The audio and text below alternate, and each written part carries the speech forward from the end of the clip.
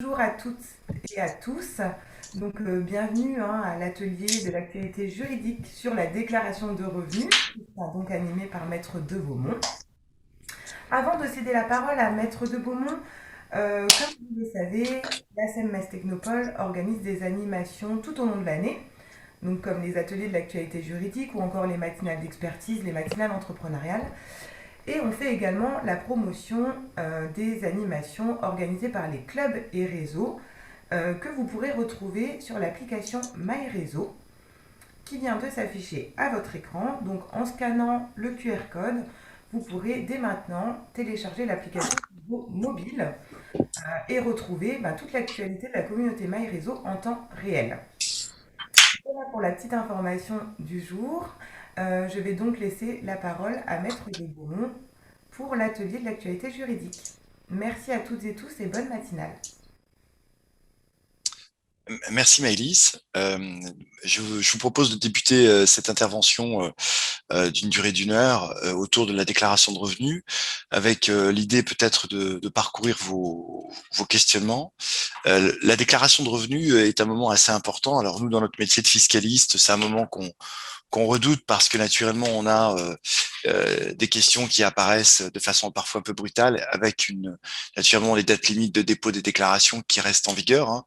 Aujourd'hui en France, on est encore aujourd'hui sur un système déclaratif malgré le prélèvement à la source.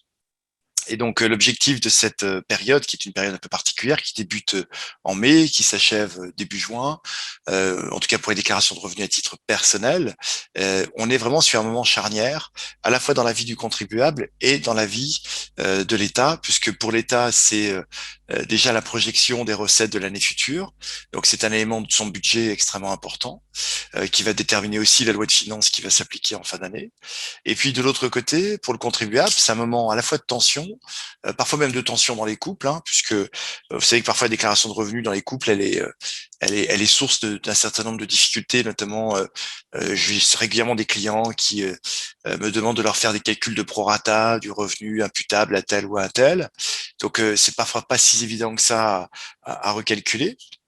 Donc, parfois des moments de tension, des soirées qui peuvent être longues. Les miennes sont très longues pour pouvoir tenir les délais pour le compte de nos clients, comme les experts comptables d'ailleurs, si certains nous ont rejoints. Et puis naturellement, c'est aussi un moment de doute parce que le contribuable se pose des questions, souvent à la fois des questions fiscales pures, telle recette est-elle imposable, tel revenu doit-il être déclaré, mais dans quelle case. Et donc, ce sont des moments parfois de grande solitude pour des contribuables qui n'ont pas de conseils ou qui cherchent tout simplement à réaliser par eux-mêmes cette déclaration, puisqu'on leur vend, entre guillemets, la facilité de la déclaration en ligne, qui est désormais obligatoire pour tous. C'est aussi un moment de complexité et de tension pour des personnes plus âgées qui sont dans des situations difficiles au niveau de l'accès au numérique, sans doute de moins en moins avec les années. Et puis, c'est un moment aussi où on doit se poser un certain nombre de questions, de choix d'optimisation fiscale. Je sais que ce terme parfois est un peu tabou. La notion d'optimisation fiscale n'est pas nécessairement négative, entre guillemets, c'est-à-dire qu'elle est tout à fait acceptable et acceptée par l'administration fiscale.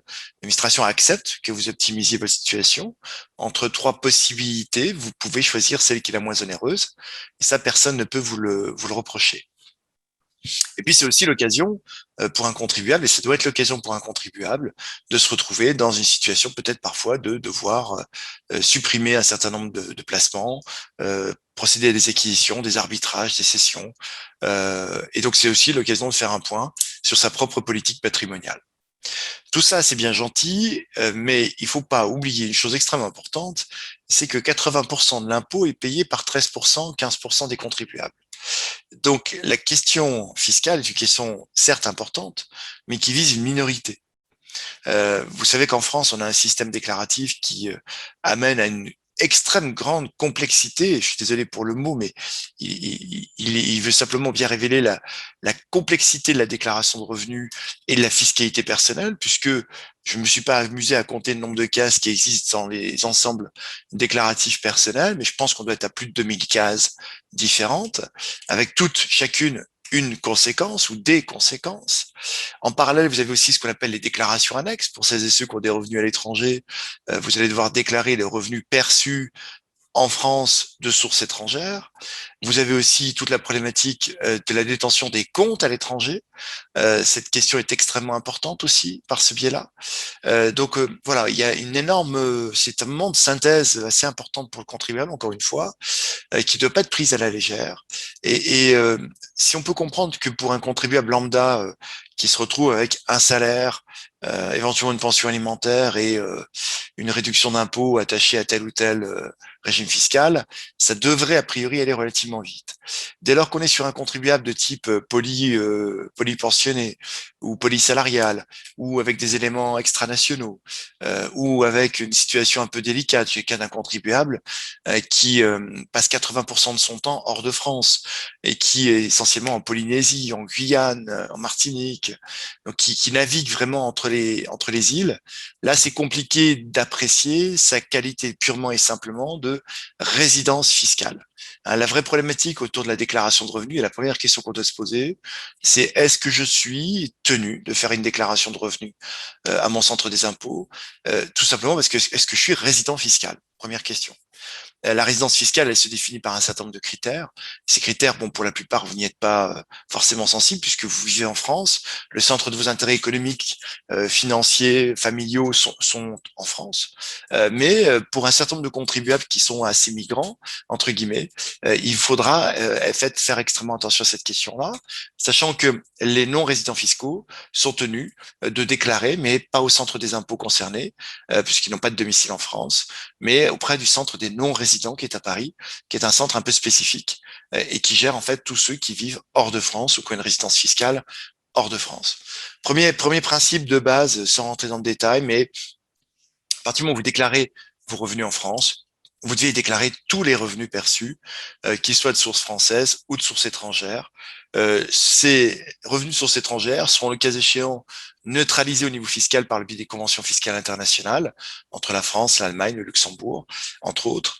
Et ces conventions fiscales devraient avoir pour effet, normalement, de neutraliser toute double imposition.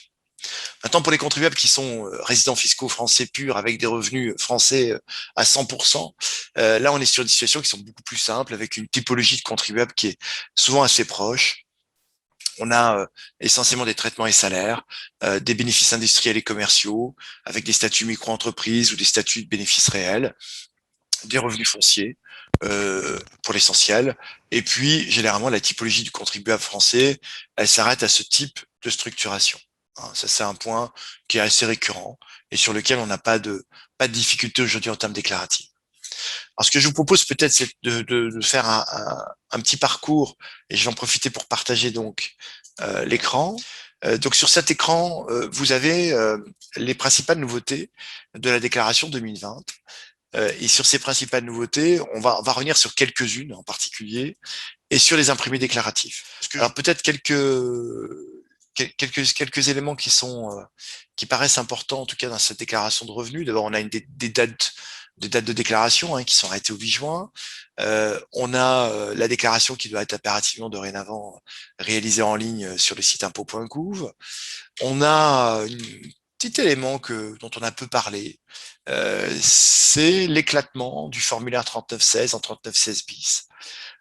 C'est-à-dire que vous êtes, et là c'est un point important sur lequel j'ai malheureusement beaucoup de clients qui sont accrochés par l'administration fiscale, nous sommes en Moselle. En Moselle, on est confronté à la problématique des comptes et des frontaliers, et donc des frontaliers qui ont des comptes ouverts à l'étranger, en Allemagne, en Suisse, au Luxembourg, en Belgique. Et ces frontaliers-là, entre autres, mais vous pouvez d'ailleurs ne pas être frontalier et avoir un compte à l'étranger, eh bien, vous deviez, partir de 2018, vous deviez déclarer sur un formulaire 3916 à la fois les comptes ouverts, clos, à l'étranger, et puis les contrats d'assurance vie. Et bien aujourd'hui, l'administration fiscale en 2020 vous dit, j'ai besoin d'avoir, en fait, deux déclarations cas échéant. Donc ça, c'est ce qu'on appelle les annexes à la 2042. Vous devez, si vous avez un compte à l'étranger, remplir un formulaire 3916 en ligne, et vous devez le remplir autant de fois que vous avez de comptes à l'étranger. Et si vous avez des contrats d'assurance vie à l'étranger, vous devez là aussi les déclarer sur la 3916 bis. Ça veut dire quoi? Ça veut dire que l'administration fiscale cherche de plus en plus à savoir ce que vous détenez hors de France. Et il y a deux grosses valeurs qui peuvent être détenues par un contribuable hors de France. Il y a les comptes bancaires, et avec les comptes bancaires, les contrats d'assurance vie. Et si on va encore plus loin, les contrats en monnaie virtuelle, vous savez, ces fameux bitcoins, qui ont peu intéressé l'administration, mais qui commencent vraiment à l'intéresser depuis quelques années. Et puis de l'autre côté, il y a les immeubles qui sont détenus à l'étranger. Alors sur les immeubles, l'administration, il y a un accès relativement aisé, puisqu'il y a un fichier de propriétaires dans chaque État membre sur lesquels l'administration française peut exercer un droit de communication. Mais sur les comptes bancaires, ça a été traditionnellement toujours très compliqué. Et donc là, on demande aux contribuables d'être totalement transparents et de nous préciser clairement les comptes qu'il détient à l'étranger, que ce soit des comptes d'épargne, des comptes bancaires, des comptes de prélèvement automatique, peu importe. Ça va même jusqu'au compte PayPal, hein. Ça va jusqu'au compte N26, vous savez, qui sont ouverts en ligne en France et dans lesquels vous ouvrez en fait un compte en Allemagne. En fait, dès lors que vous avez un RIB qui ne commence pas par FR, eh bien vous êtes tenu de compléter cette 3916. Alors, j'insiste parce que beaucoup de contribuables sont encore aujourd'hui accrochés par l'administration fiscale. Ils ne pensent pas à mal. Ils se disent, bah non, mais c'est un compte de frontalier, ça me sert juste à encaisser mes salaires, puis ça repart ensuite en France. Eh bien, l'administration fiscale n'hésite pas, si vous ne régularisez pas, à vous taxer à hauteur, et l'amende est importante, hein, 1 500 euros x 4, puisque le rappel est sur les 4 dernières années. Ça fait 6 000 euros annuels et 6 000 euros pour 4 ans, pardon, fois le nombre de comptes. Donc, si vous avez 10 comptes à l'étranger, vous êtes sur une amende de 60 000 euros. Donc, attention, attention. Et puis, en plus, il y a une deuxième conséquence pratique, c'est que si ce compte présente un solde supérieur à 50 000 euros, eh bien, vous avez possiblement une sanction qui peut tomber si vous n'êtes pas capable d'expliquer l'origine des fonds, qui pourrait être de l'épargne, le prix de la revente d'un immeuble. Si vous ne pouvez pas expliquer l'origine de ces fonds, l'administration fiscale peut vous taxer à hauteur de 60% au titre des droits de donation. Donc faites extrêmement attention à ces comptes à l'étranger, je le rappelle régulièrement. Ça, c'est le grand dada de l'administration qui ramasse beaucoup d'argent dans cette situation-là, très facilement, et qui est très rigide sur ces amendes. C'est-à-dire, vous pouvez aller pleurer devant eux. Ils vous diront, la loi est la loi, dura lex et lex. Vous aviez connaissance de la loi, vous deviez faire cette déclaration. Alors aujourd'hui, dans la déclaration en ligne, c'est-à-dire ils ont refondu le formulaire, naturellement 3916, 3916 bis, mais surtout ils ont refondu la façon dont ils attirent l'attention du contribuable dessus, puisque vraiment la fenêtre est très grosse. Donc entre guillemets, dire je ne l'ai pas vu, on peut plus. Dire je ne l'ai pas lu, c'est pas crédible. Donc attention à cette déclaration, il faut faire extrêmement attention. Si vous avez oublié de le faire, vous pouvez toujours déposer une déclaration rectificative là jusqu'à la fin de l'année pour régulariser spontanément, sachant que les contrôles sur ces déclarations-là se font en fin d'année pour le début de l'année prochaine, hein. Donc, alors pour les non-résidents, elle n'est pas obligatoire, elle n'a jamais été obligatoire, puisque par principe, et là je réponds à Madame Henry, par principe pour les non-résidents, ils ne sont pas soumis, eux, à déclarer les comptes qui ne sont pas en France, puisque par définition, ils ne sont pas en France, eux. Donc si demain vous êtes résident fiscal américain, vous devez déclarer au fisc américain les comptes que vous détenez en France. Donc vous appliquez en fait la loi fiscale du lieu de situation de votre domicile. Par contre, est-ce que vous devez déclarer les comptes bancaires américains que vous détenez aux États-Unis à l'administration fiscale française? La réponse est non. N'hésitez pas à utiliser le chat, hein, c'est pratique en effet, comme l'a fait Madame Henry. Voilà, modalité et limite de déclaration. Vous avez vu que les limites de déclaration sont jusqu'au 8 juin 2021. Pour les non-résidents, on a jusqu'au 26 mai. Pour la Moselle, bah, c'est le 8 juin. On a le délai extrême. Qu'est-ce qui se passe aujourd'hui si vous déposez pas dans le délai? Faites extrêmement attention. Je suis désolé, hein, j'insiste beaucoup sur le déclaratif, mais aujourd'hui, c'est là-dessus que l'administration nous accroche. Si vous déposez pas dans le délai, vous encourez une majoration de 10%. Bon, si vous n'êtes pas imposable, c'est toujours gênant, mais si vous n'êtes pas imposable, ça change pas grand-chose. Parce que 10% de zéro, ça fait zéro. La problématique, elle est différente, si vous voulez. Elle envoie surtout un message, un signal à l'administration que vous n'êtes pas attentif à votre déclaratif. Quelqu'un qui n'est pas attentif à son déclaratif, même s'il n'a pas les revenus, des revenus exceptionnels, hein, qui a des revenus tout à fait ordinaires dans un monde ordinaire, ça envoie le message à l'administration que si cette personne ne déclare pas, c'est peut-être qu'elle a des choses à cacher. Et ça peut enclencher un contrôle, soit un contrôle sur pièce, Donc là, c'est du bureau sur la base des recoupements que fait l'administration, sur un contrôle sur place, avec éventuellement engagement de ce qu'on appelle une procédure de SFP, qui est l'examen de la situation fiscale personnelle du contribuable, où là, on va rentrer dans la vie du contribuable pour reconstruire la totalité de sa propre vie. Donc, attention à cet aspect-là, c'est important. Ne pas déposer, c'est une erreur. Et j'ai un client tout à l'heure avec lequel j'étais en échange qui a des revenus de source espagnole et qui je lui demande, bah, donnez-moi vos revenus pour que je puisse les inclure dans votre déclaration. Et dit, je les aurai que mi-juin. En Espagne, on les a plus tard. Donc, on n'est pas synchrone entre les calendriers fiscaux espagnols et français. Bien, je suis obligé de lui répondre que sur la partie déclarative française, il faut qu'on déclare, quitte à déclarer éventuellement un montant provisoire pour les revenus espagnols et à procéder à une régularisation début juillet quand on aura les revenus de source espagnole. Donc en clair, déposer, déposer, déposer, déposer, même si vous n'avez pas tous les éléments, parce que les banques vous ont pas tout donné, notamment si vous avez des banques à l'étranger.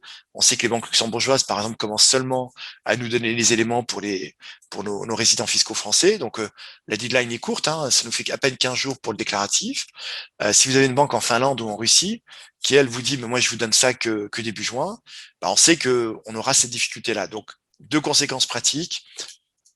Je dépose quand même et éventuellement, je fais ce qu'on appelle une mention express. Je précise que telle banque, tel établissement ne m'a pas donné cette information, que dès réception, je transmettrai à l'administration. Donc là aussi, réflexe important, peut-être qui est un petit peu anesthésié par le principe de la télédéclaration, qui paraît simple, qui paraît léger, qui paraît extrêmement, entre guillemets, dans l'air du temps. Et les conséquences pratiques sont lourdes. Les conséquences pratiques sont tellement lourdes que le fait de ne pas déclarer peut être constitutif d'une infraction de fraude fiscale. C'est-à-dire j'ai des clients qui sont aujourd'hui mis en cause dans des procédures de fraude fiscale parce qu'ils n'ont pas déclaré leurs revenus sur un certain nombre d'années. Alors, vous avez eu plusieurs années de non-déclaration, c'est un vrai problème. On est tout à fait d'accord. Mais ça veut dire qu'aujourd'hui, l'administration fiscale assimile la non-déclaration à une technique de fraude fiscale. Donc, encore une fois, la déclaration est toujours préférable, même si elle est erronée, même si elle est perfectible, même si elle est imparfaite. Toujours est-il qu'il faut déclarer avec une mention express. Voilà, ça c'est sur les deux aspects sur lesquels je voulais revenir, à la fois sur la forme de la déclaration qui est aujourd'hui par Internet, sur le délai de la déclaration qui est fixé chaque année, et puis sur le fait tout simplement de devoir déclarer.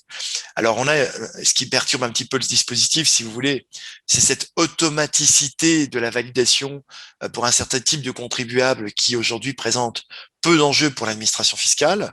C'est pas péjoratif ce que je dis là, mais c'est une réalité.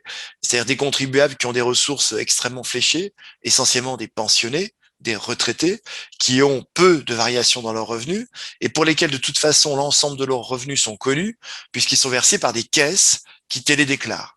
Donc à partir de ce moment-là, on est sur des revenus qu'on connaît et donc pour ces clients-là, entre guillemets, pour l'administration, elle sait qu'elle a peu de risques avec eux et donc elle leur fait entre guillemets une sorte de proposition en leur disant mais ne t'en fais pas, je connais tes revenus, ta déclaration, elle sera validée automatiquement.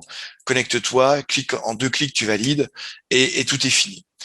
Bien sûr, c'est tout à fait favorable, je pense, à des profils qui n'aiment pas le système déclaratif par Internet, mais c'est aussi très dangereux et très anesthésiant. Première chose, c'est anesthésiant parce qu'aujourd'hui, quand vous prenez notamment votre avis d'imposition, je vous mets au défi de connaître exactement comment vous êtes imposé. L'administration fiscale n'a eu de cesse depuis des années de dégrader la qualité de l'information qu'elle donne et de dégrader la qualité de l'information qu'elle donne surtout dans une pièce maîtresse, qui est la facture, qui est l'avis d'imposition. Prenez votre avis d'imposition, vous verrez que prenez votre avis d'il y a 10 ans et l'avis de maintenant, vous verrez que vous avez de moins en moins d'informations qui vous sont données sur votre imposition. Et puis de l'autre côté, on sait qu'on a toute une partie de la population, c'est les fameux 80%, qui sont faiblement imposés puisqu'ils rapportent 20% du produit fiscal. Aujourd'hui, l'impôt sur le revenu rapporte 75 milliards d'euros par an. Ça veut dire que 80% de la population rapporte 15 milliards et 20% de la population rapporte le reste. Donc, ce qui intéresse de toute façon l'administration fiscale française, c'est ces 20%, selon les années, entre 13, 15, dans certains cas 20% de la population ça dépend de la médiane qu'on prend, qui va intéresser l'administration fiscale française. Donc au final, c'est assez peu de contribuables en France, et c'est pour ces contribuables-là, par contre, l'exercice déclaratif est lourd et lourd de conséquences. Voilà, chaque année, la loi fiscale procède à un certain nombre de réajustements. Naturellement, en mode Covid, on s'est retrouvé avec des indemnités de télétravail qu'il a fallu exonérer d'impôts sur le revenu. Alors, ces indemnités de télétravail, aujourd'hui, elles sont exonérées dans la limite d'un barème dont je vous ferai pas l'affront. Vous vous rappelez, je crois que ça doit être aux alentours de 2 ou 3 euros, c'est-à-dire 500 euros, grosso modo, sur l'année. Donc, indemnité de télétravail exonérée, oui, mais le montant est tellement faible qu'il en est, entre guillemets, presque dérisoire. L'indemnité de départ à la retraite aujourd'hui est étalable entre guillemets sur les 4 années. Ça, c'était une demande récurrente d'un certain nombre de syndicats. Les heures sup ont été rétablies en termes d'exonération pour la période entre le 16 mars et le 10 juillet.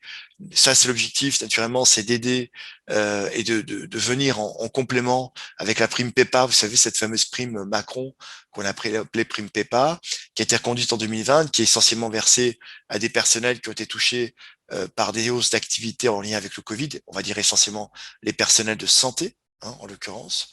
Les primes Covid sont non imposables dans la limite de 1 500 euros. Donc ça, ces 3 mesures-là, en fait, c'est des mesures destinées à compenser le surcroît d'activité de certaines professions dans le cadre des protocoles Covid. Les pensions retraite, j'en parle pas.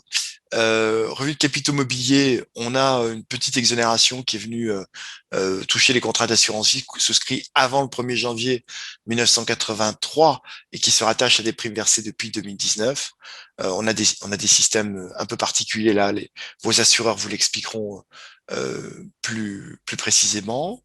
Les revenus fonciers, les nouveautés, on n'a pas de nouveautés particulières cette année, hein. Si vous avez des revenus fonciers, vous savez comment vous les calculez, hein. Vous déclarez l'ensemble des loyers, vous déduisez l'ensemble des charges, hormis le capital de la dette. Et c'est plus compliqué que ça, parce que si on regarde bien, les charges qui sont déductibles sont extrêmement limitatives. Donc faites attention par contre à la nature exacte de ces charges. Mais là, ce qui a été évoqué dans la nouvelle loi de finances, c'est les abandons de loyer. Hein, vous savez, les fameux abandons de loyer qui ont été consentis à des locataires. Si vous êtes propriétaire d'une cellule commerciale et que votre locataire a dû fermer en mode Covid, eh bien l'abandon de loyer que vous auriez pu lui consentir sera éventuellement retraité par le biais d'un crédit d'impôt équivalent à 50% de l'abandon. Hein. Et inversement, les abandons de loyer consentis aux entreprises ne sont pas imposables. Ça, c'est dans les deux sens. Sur les revenus de professions non salariées, vous savez que les centres de gestion agréés ont vocation à disparaître et que historiquement, quand vous n'étiez pas adhérent en tant qu'entrepreneur individuel d'un CGA, vous aviez une majoration de 1,25 de votre bénéfice. Cette majo de 1,25 aujourd'hui, elle est abaissée à 1,20. Alors c'est une présomption de fraude, on va le dire clairement. C'est-à-dire que quand vous êtes en entreprise individuelle, on estime que si vous n'adhérez pas à un centre de gestion agréé, eh bien vous fraudez. Donc, on majeure votre bénéfice de 25%. Bon, bah, la base 2020 nous dit, bah, la fraude, elle est estimée à 20, puis à 25. Et puis, on sait que ça va descendre tout doucement pour disparaître. Alors, est-ce que ces centres de gestion agréés vont rester, vont perdurer? J'ai un certain doute. En parallèle, vous avez vu, oui, j'y viens, Madame Henry, petit instant. En cas notamment d'organismes agréés, la question qui a été évoquée, c'est la disparition de la DSN.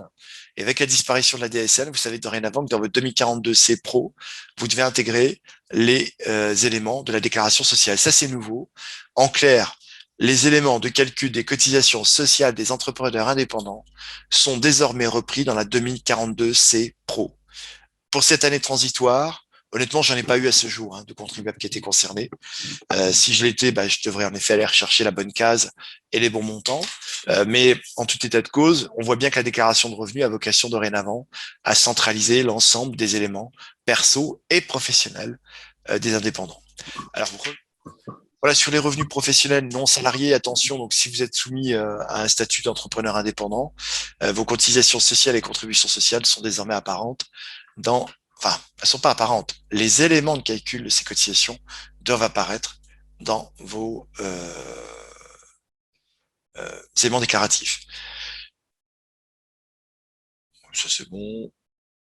Le reste, on a toujours le crédit impôt de transition énergétique. Alors, je passe rapidement sur ces aspects-là puisque c'était l'objet d'une présentation qu'on avait faite. En janvier-février, on avait fait une présentation sur la loi de finances et les principales dispositions. Peut-être celle-ci qui me paraît intéressante. La réduction d'impôt Madelin. Vous savez que cette réduction d'impôt PME, vous savez, quand vous souscrivez au capital d'une PME, vous avez une réduction d'impôt qui peut être portée de 18 à 25% pour les versements effectués du 10 août au 31 décembre 2020 et 18% pour la période antérieure au 10 août 2020. Pensez-y, c'est un bon outil, c'est à la réduction d'impôt. Alors encore faut-il être imposable, hein, c'est toujours la même question. Mais cette réduction d'impôt, en fait, l'État vous rembourse quelque part 18% à 25% d'une augmentation de capital, d'une conversion de compte courant en augmentation de capital ou du souscription au capital d'une PME par un résident fiscal français. Hein. Donc ça, pensez-y, souscription au capital de PME, les investissements Pinel, enfin tout système, vous savez, qui existe autour des investissements immobiliers reste toujours d'actualité. Ces investissements aujourd'hui sont toujours favorables, entre guillemets. Ces investissements Pinel sont destinés à de la location nue à usage d'habitation principale, avec un engagement de location qui va de 6 à 9 ans. Aujourd'hui, c'est cumulatif avec des dispositifs comme de Normandie, naturellement.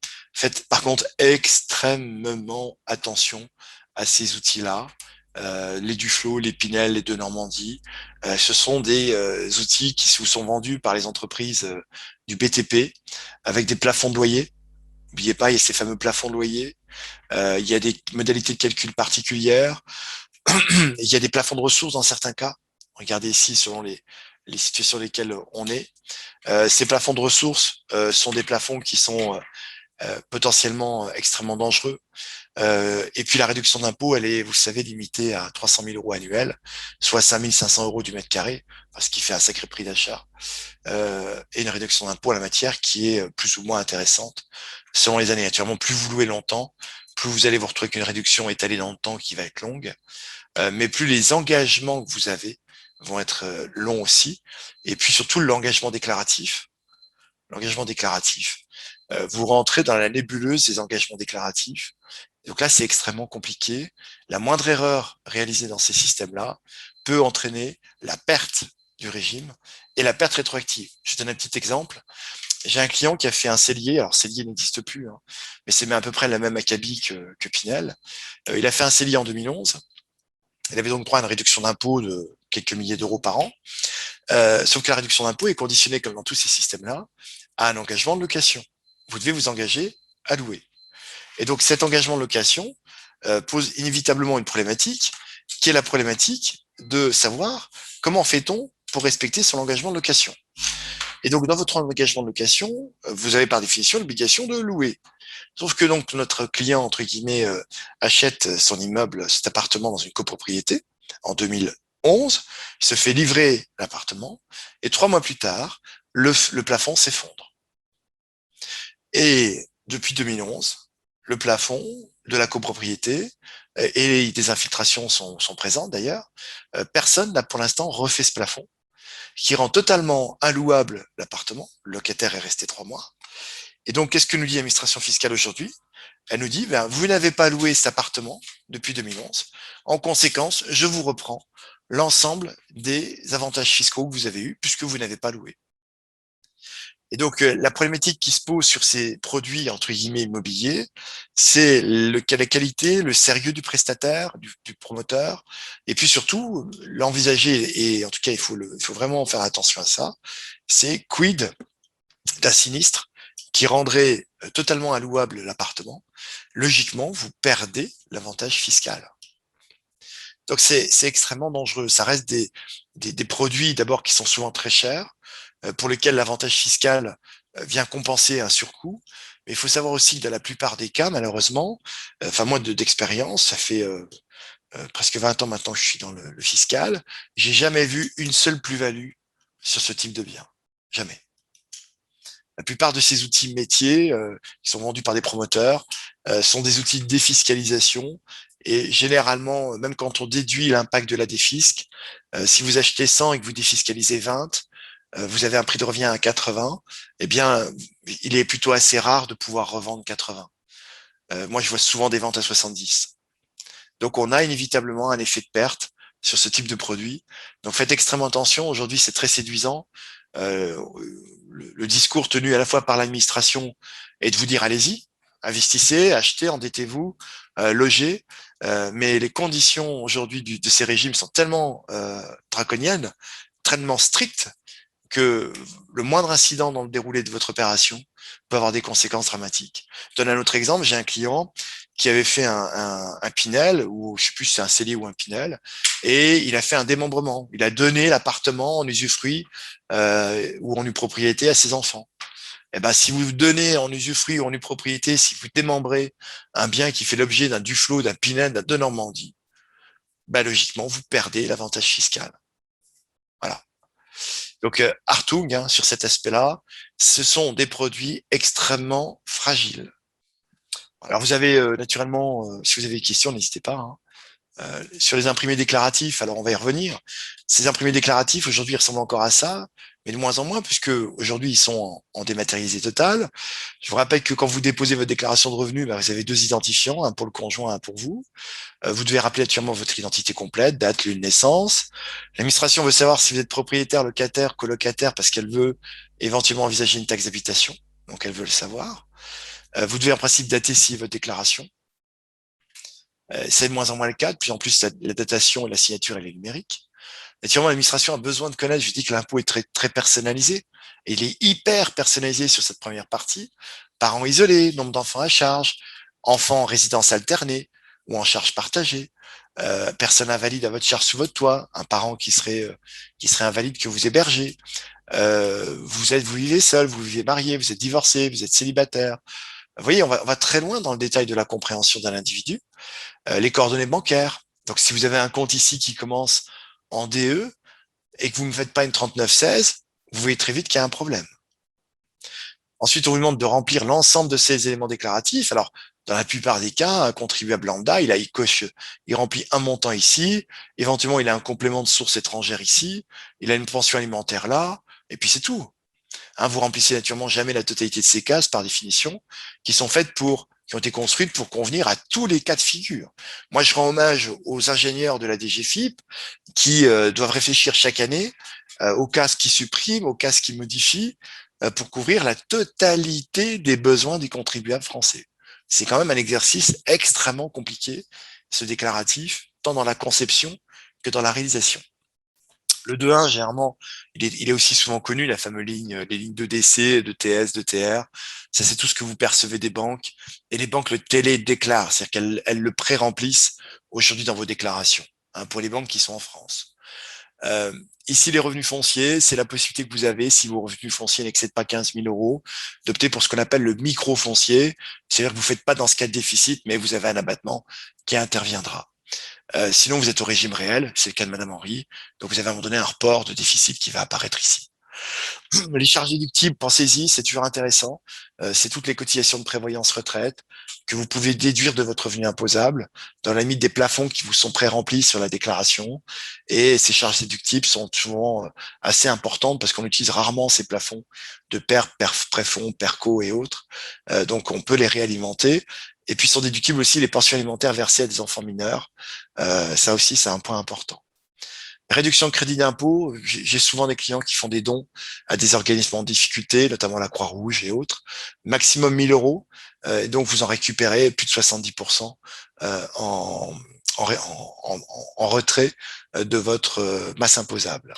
Naturellement, l'emploi de personnes à domicile, euh, voilà, pour lesquels il y a naturellement aujourd'hui maintien d'un certain nombre de réductions et de crédits d'impôt. Les prélèvements à la source sont rappelés, ça c'est la nouvelle ligne 8 depuis 2018. Ça ce sont les sommes qui ont déjà été prélevées sur vos comptes ou qui ont déjà été prélevées sur vos fiches de paye ou sur vos salaires, rémunérations. Ici, l'administration vous pré-remplit ce qu'elle estime, elle, avoir déjà prélevé. Hein. Dans la 82, en fait, vous vous retrouvez avec essentiellement l'administration vous dit, c'est le moment de vérité, voici tout ce que je sais de toi. Donc ici, vous retrouverez tout ce que l'administration a collecté sur vous. Alors, ça va des Airbnb que vous louez et qu'on vous déclare, jusqu'à vos salaires, vos revenus, vos pensions, et ainsi de suite. Donc, tout ça, c'est le jeu de la vérité. L'administration vous dit, voilà ce que je sais. Si c'est faux, tu corriges. Si c'est juste, t'as rien à faire, c'est déjà pré-rempli. Voilà. Et pour les contribuables qui sont considérés comme un faible enjeu fiscal, il y a une nouvelle 2042 qui est sortie, qui est la 2042 automatique. Et vérifiez ci-dessous, si vous êtes d'accord, ne renvoyez rien. Ça veut dire que si vous ne contestez pas, entre guillemets, les éléments avant la date limite de déclaration, ça vaudra validation. C'est là où je dis que ça devient compliqué parce qu'il y a deux, en fait, il y a plus, il y a deux grands contribuables aujourd'hui en France. Il y a ceux qui vont être soumis à la 2042 qui vont devoir continuer à déclarer chaque année parce qu'ils ont des revenus complexes à traiter. Et puis il y a ceux qui sont pas complexes. Ceux-là, on va leur apposer la 2042 K auto qui est là pour leur dire, mais écoute, voilà ce que je sais de toi. Si c'est juste, tu fais rien. Au 8 juin, ça sera validé automatiquement. Hein, c'est ce qu'on vous dit, votre impôt sera alors automatiquement calculé sur la base des éléments ci-dessous. Donc cette fois, on inverse la tendance. On dit aux contribuables de plus en plus, c'est les fameux, pas que c'est 80% de la population, mais c'est une part non négligeable de la population qui va se retrouver avec ce type d'éléments importants et automatisés. Alors après, il y a la 2042C qui est importante aussi, puisqu'on va y trouver des cas très particuliers, notamment des salaires et gains de salariés, un peu partie des fameuses stock options qu'on va trouver ici. On va trouver aussi les salaires pensions exonérés, mais qui sont retenus pour le calcul du taux effectif. Vous savez que ce calcul, c'est l'application d'un taux qu'on recalcule au regard des revenus que vous avez par ailleurs perçus à l'étranger et qui va générer un taux moyen d'imposition que vous auriez dû acquitter en France sur la base de vos revenus de source française. Les revenus de capitaux mobiliers un peu plus complexes vont se retrouver aussi en 2.1. Les plus-values particulières, toutes les plus-values un peu complexes là aussi, avant 2017, taxable à 19, après abattement, sans abattement, avec moins-value non imputable. Alors là, on rentre dans les arcanes de l'administration fiscale avec toute cette complexité. On a les revenus exceptionnels, on l'utilise assez peu en France. Pensez-y, les revenus exceptionnels, vous savez, c'est des revenus qui excèdent la moyenne des revenus des 3 dernières années, qui peuvent avoir un cas particulier dans certaines situations. Bien, on a peu avoir intérêt à opter pour les revenus dits exceptionnels pour pouvoir lisser son imposition. Ici, on va retrouver le détail des charges un peu particulières, les fameuses pensions alimentaires qui auraient été conclues avant 2006 et ainsi de suite. Les frais d'accueil, voilà, c'est un peu plus compliqué, les frais de nu propriétaire. Vous voyez, je suis déjà à 2405 renvois. Ensuite, il y en a les revenus un peu plus complexes, les revenus des non-résidents, les impôts en sursis de paiement. Dans le cas d'un transfert hors de France, vous avez quitté la France, vous deviez payer un certain nombre d'impositions. Vous êtes ce qu'on appelle en sursis de paiement, c'est-à-dire qu'il faudra les payer, mais on ne sait pas quand. Mais en tout cas, vous êtes obligé de le déclarer chaque année. Voilà, vous avez toute une série après notamment de cases pour les Suisses. Par exemple, vous êtes pensionné de la Suisse et vous n'êtes pas à charge d'un régime obligatoire de la sécurité sociale en France. C'est un cas très particulier. C'est cas typique. Si vous relevez d'un régime maladie d'un État de l'espace économique européen ou de la Suisse et que vous n'êtes pas à la charge d'un régime obligatoire, vous êtes à ce moment-là non éligible aux prélèvements sociaux. Vous n'avez pas la CSG, CRDS, mais on vous a inventé la CASA, qui est une autre caisse qui permet de collecter des cotisations sociales, mais moins élevées. Ça, c'est de Ruyter. C'est une jurisprudence qui nous dit que si vous relevez d'un régime d'assurance maladie, par exemple luxembourgeois, et que vous n'avez pas de carte d'assurance maladie en France, et que vous êtes dans ces situations-là, vous avez dans certains cas de figure la possibilité de ne pas payer les prélèvements sociaux en France. Les revenus 2020 des professions non salariées, bah là, ça c'est connu de tous les non salariés. Là, on rentre dans toutes les arcanes des bénéfices industriels et commerciaux, des bénéfices non commerciaux, des bénéfices agricoles, des déficits, des reports. Je vous en passe la litanie. Mais voilà, là, c'est complexe. Les fameux Airbnb, ils ont commencé vraiment à être pris en compte à partir de là. Les fameuses locations meublées, locations de chambres d'hôtes, c'est extrêmement complexe. D'ailleurs, à ce titre-là, on est en train de monter une session d'intervention par filiale sur les locations meublées, le traitement fiscal des LMNP et des locations Airbnb. Donc, si vous le souhaitez, je ferai repasser au CESCOM le lien de cette formation qu'on réalisera dans les semaines qui viennent sur justement cet essor des locations meublées en France depuis 10 ans. Les BNC et ainsi de suite. Voilà, réduction, crédit d'impôt. Voilà, 9h19, on tient les délais. Maëlie, je ne sais pas si... Alors, est-ce que vous avez des questions? Alors, je ne vais pas reprendre toute la déclaration de revenus. Le but du jeu ici n'est pas de vous noyer sous ces cases. Vous voyez, hein, quand je dis qu'il y a 2500 cases, ouais, je pense qu'elles y sont. Même jusqu'à 2300. peut-être. Ouais. À l'investissement outre-mer, on a la 2042 KOM. Ça, c'est si vous investissez dans les départements d'outre-mer. Donc, cas très particulier, naturellement. C'est quasiment une invitation à un contrôle fiscal. Sachez-le. Tous les investissements en outre-mer sont très observés par l'administration parce que les taux de rendement sont très élevés. Mais l'administration aime bien aller regarder un petit peu ce qui se passe en outre-mer. Alors c'est paradoxal, c'est-à-dire on est un peu schizophrène en France. On organise, parce que tout ça c'est légal, hein, tout ce que je vous mets sous les yeux là, c'est parfaitement légal. Mais si vous allez faire des investissements immobiliers en outre-mer, eh bien vous allez avoir a priori une attention toute particulière sur votre dossier fiscal. Alors pour deux raisons principales la plupart du temps, soit parce que vous êtes sur des processus de défisc qui sont peu particuliers, qui sont trop agressifs entre guillemets, soit vous êtes sur un revenu de référence qui est très important et qui va générer dans chez l'administration naturellement la volonté de vous suivre. Hein. Donc voilà. Merci pour votre accueil. Merci à vous, maître, pour cette présentation très complète. Comme d'habitude, c'est toujours un plaisir de vous recevoir et merci à tous les participants pour cette matinale. Merci beaucoup. À très bientôt à tous. Au revoir.